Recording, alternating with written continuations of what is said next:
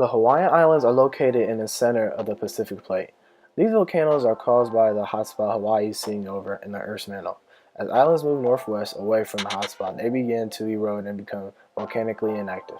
Over time, the islands may erode so much that it is no longer an island but an underwater seamountain.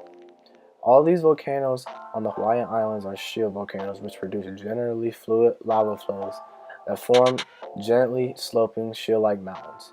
Now, there are many different volcanoes on the islands of Hawaii or underwater. Now, these volcanoes that I'm about to name are either dormant or extinct. These volcanoes include the Hawaiian Volcano, the Haleakala Volcano, the Kohala, the Mauna Kea, the Hualela, the Kaina, the Kuluau, the East Molokai, the West Molokai, and the West Maui.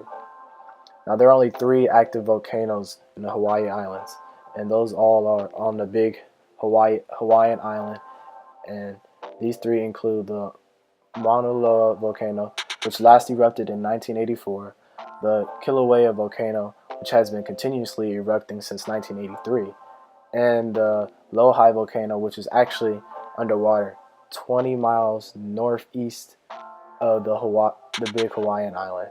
And it is considered active because seismicity, geothermal vents, and fresh lava indicated that. And it won't break sea level until 250,000 years or more have passed. The volcanoes of Hawaii spew a high-density mafic magma that cools to form wide, nearly flat expanses of basalt flows. These volcanoes can have negative impacts, but there are also some positives to this also. For the natural effects of the volcano stem from the slow lava flows destroying anything on the ground from vegetation to housing foundation, and this lava flow is dangerous to humans as well.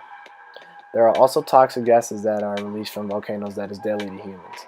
One major effect occurred in November of 2000 when rangers at Hawaii Volcanoes National Park made a gruesome discovery. The bodies of a man and a woman in an advanced state of decomposition were found near the site where lava from the Kilauea eruption flows into the sea.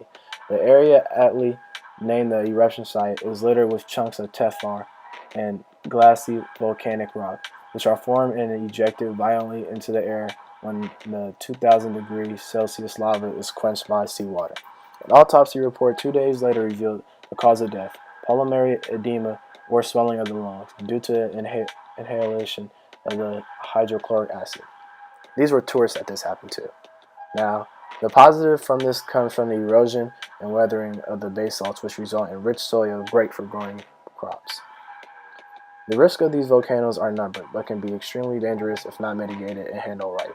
Since the Kilauea volcano has been continuously erupting, the lava flow is very destructive, and earthquakes and tsunamis can form from which have happened in history of Hawaii. Acid rain also can be very destructive, which comes from the gases emerging from the erupting volcanoes. To help with reducing these hazards, we can seismically predict when the eruptions are going to occur and stay out of the way when the lava flows happen. For earthquakes, we can build top-notch earthquake-proof buildings to help further withstand them. For tsunamis, we can remove ourselves from beaches and build flood walls just like Japan has to stop or slow them down.